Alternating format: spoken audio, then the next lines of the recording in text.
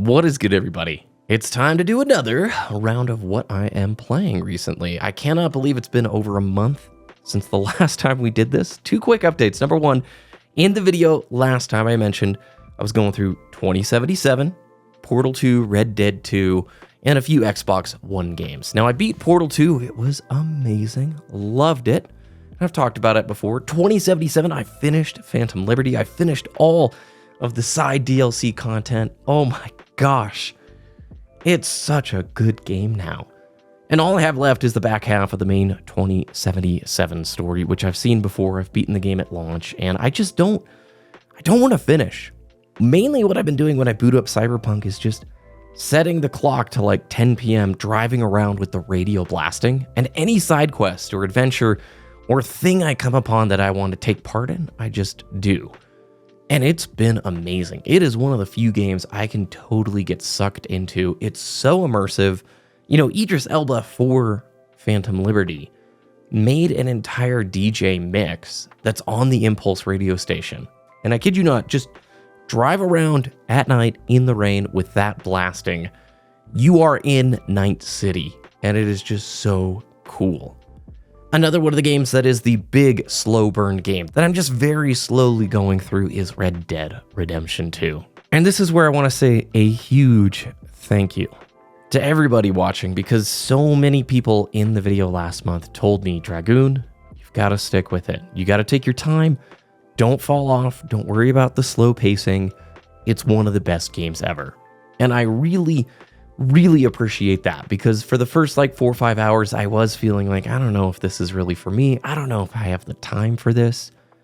But I've been now really being intentional, taking my time going through it, and I can already tell just, I don't know, 10, 12 hours into it, this world is crazy detailed, so immersive, and it's going to be a mountaintop experience. I really feel like if it keeps going the way that it is, this will be like top 20 games of all time. It's impressive. That's all I have to say. And it's going to be a slow burn. I don't want to rush through it. So this could take me like 4 months to get through this game. And that's the way I really like playing these bigger adventures. Just a few hours here and there when you can throughout the week. No big giant binge sessions, because oftentimes I feel like those days, A, I don't have them anymore, like the availability for it. And then B, those are the forgettable days. So it's like going to be a perfect little 1 or 2 hour game each day when I have the opportunity.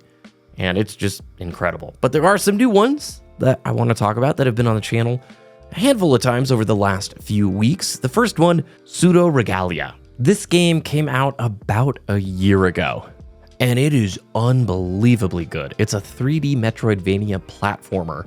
And if you played Nintendo 64 era platformers, this will just resonate right away. If you didn't, it doesn't matter. It's really good. So the original version of this game was actually built in 3 weeks as a submission for a game jam where it won.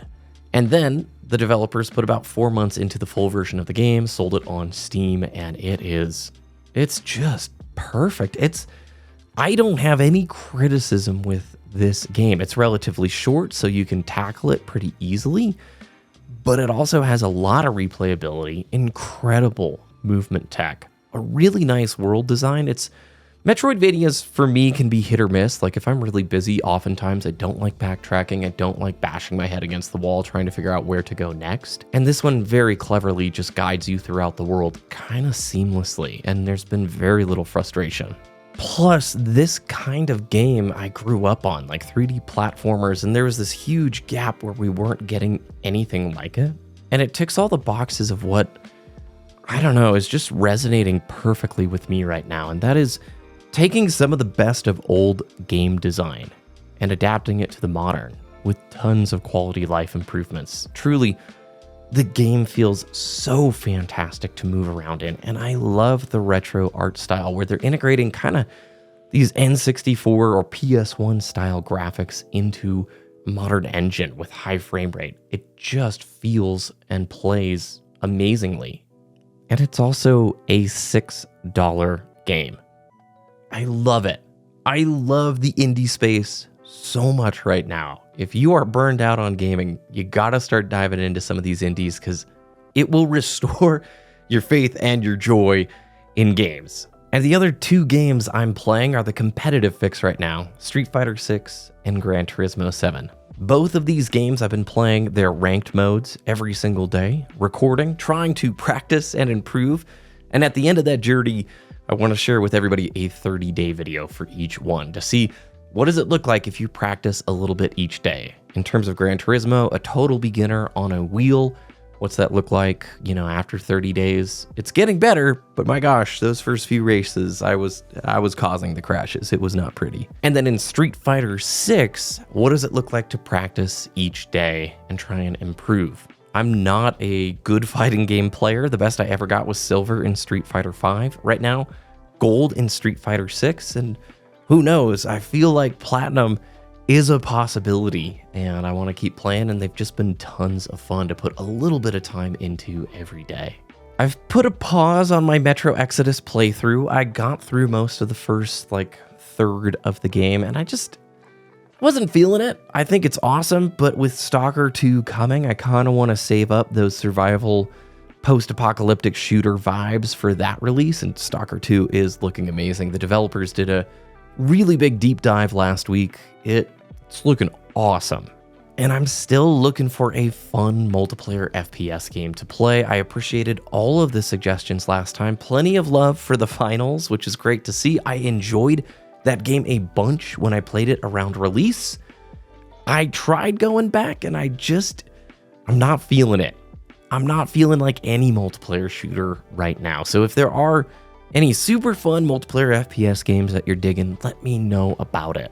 I still have the urge to go play Halo here and there, and I do. I just haven't felt really the need to talk too much about it, because really nothing's happening right now. They're obviously cooking up the next experience, and anytime I see content for Halo right now, it's always the videos going, rah rah, if this doesn't change, it's doomed and it's over, and that gets so tiring, Play something when you like it, when you enjoy it. If not, there's way too much good stuff out there to be stuck in a rut, dissatisfied playing the same thing over and over. Also, when I was editing this video, I realized I've been playing my Switch again. I made a video talking about some of my favorite games and why I think that system is so great, and there's tons of titles that I still need to finish up before the Switch successor gets here, so I'll leave that as the end card of the video today. All right, you know the drill. Let me know what you are playing right now, what you're enjoying, and why. I want to thank you very much for watching. I hope everybody's having a good week. If you're back at school, I'm so sorry, but you got this. Crush it and enjoy, and we will see you again on Friday.